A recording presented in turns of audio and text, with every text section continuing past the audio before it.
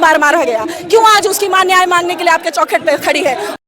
जो पांडव केस हुआ है, जो एक लड़के को बिहारी शब्द सुनने के बाद जो उसे गोली मारी गई थी, उस मुद्दे को लेकर यहाँ पर जो भीड़ है वो बेकाबू हो गई। आप किस तरीके से देख सकते हैं, तो ये मार्च करना चाहते हैं, पुलिस रोक रही है, लेकिन ये आगे बढ़ रहे हैं। ये तस्वीरें आप देख सकते हैं किस तरीके से देश की राजधानी दिल्ली की है। दिल्ली के जंतर मंतर पर जो केस है, जो युवक को गोली मारी गई थी, उसको लेकर लोग सड़कों पर उतरे हुए हैं और यहाँ पर ये लोग प्रदर्शन कर रहे हैं। आप सभी को पता होगा कि एक युवक को जो है आरोप है कि बिहारी कहने पर उसे गोली मार दी गई थी। उसी को लेकर इन लोगों का गुस्सा फूट पड़ा है। बेकाबू हो रही है। आप देख सकते हैं बिहारी युवक को जो गोली मारी गई थी, बिहारी जो देश बनाते हैं वही बिहारी क्यों सताए गए, इस तरीके के ये लोग बैनर पोस्टर लेकर यहाँ पर प्रदर्शन कर रहे हैं। मैडम, आप लोग मार्च निकाल रहे हैं, क्या लगता है न्याय मिलेगा? जब तक हम लोग न्याय के लिए लड़ाई नहीं लड़ेंगे, तब तक ये बहरी सरकार हमारी मांगों को सुनने के लिए तैयार नहीं होगी। इसके लिए जरूरी है कि लड़ाई और मजबूत तरीके से लड़ी जाए। आपको क्यों लगता है कि न्याय नहीं मिलेगा? सरकार क्यों?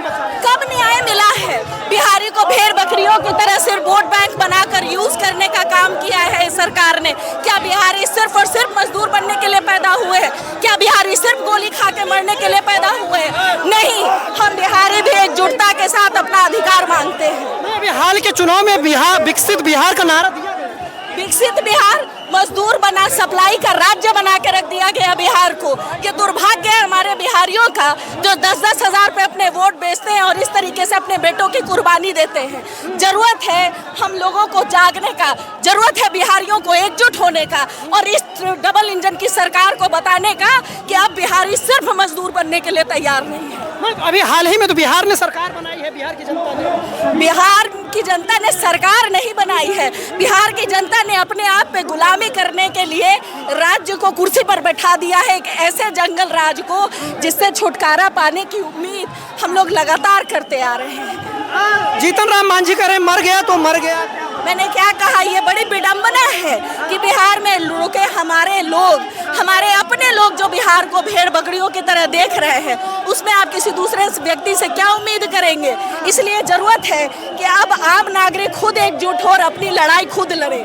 समय आ गया है बताने का कि बिना बिहारियों के किसी राज्य का वजूद नहीं है।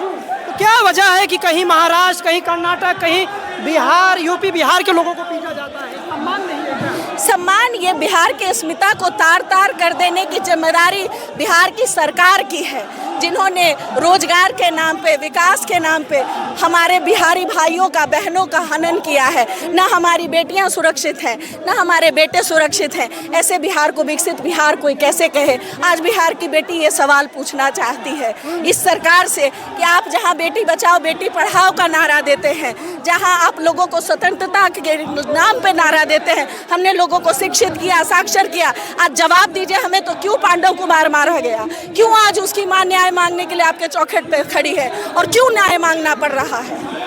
तो क्या लगता है कि सम्राट चौधरी नई सरकार बनी है, बिहार में कुछ बदलाव होगा? बिहार और भ्रष्टता की ओर जा रहा है। अगर इसमें बिहारियों ने आंख नहीं खोली तो मुझे लगता है कि हर बिहारी को रास्ते पे उतरने की जरूरत पड़ेगी।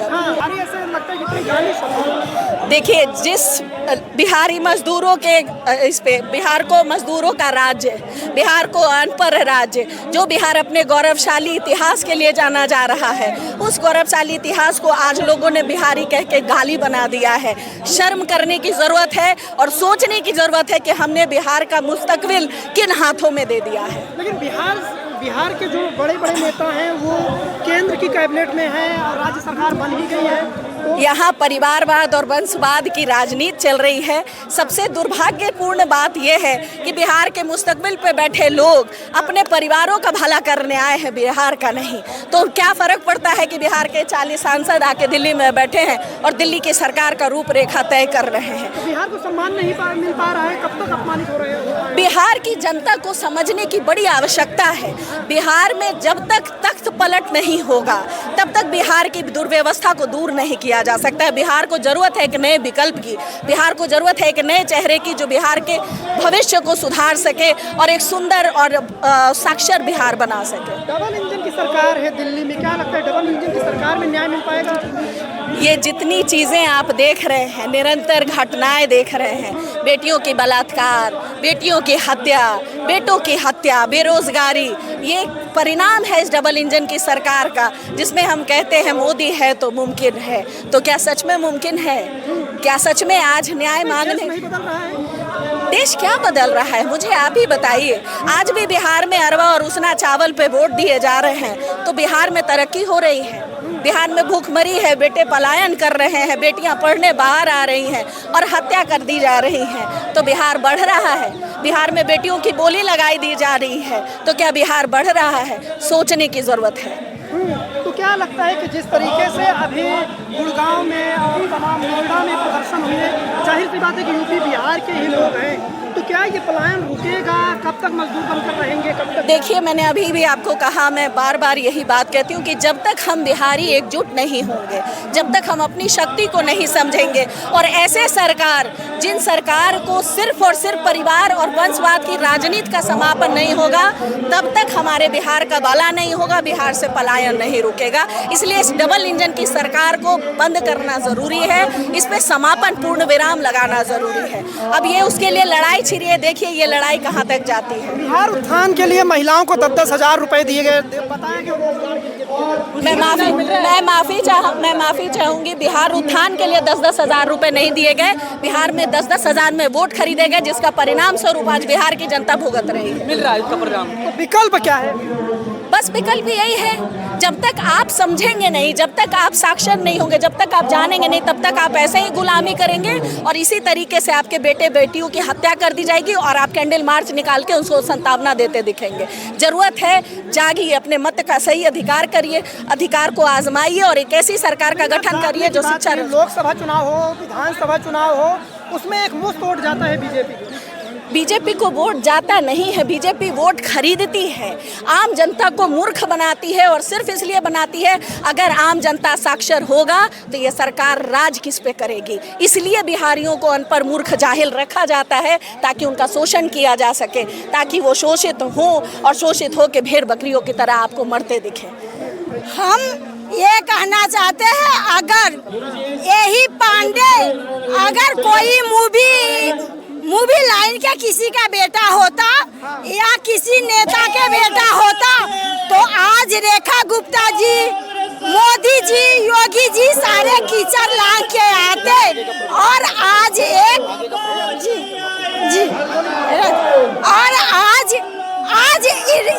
इस एरिया के आशीष सूद भी एक बार देखने तक भी नहीं आए कि इस फैमिली के साथ क्या हुआ नहीं हुआ, उनको कोई मतलब नहीं है। बिहारी होने पे मारा गया।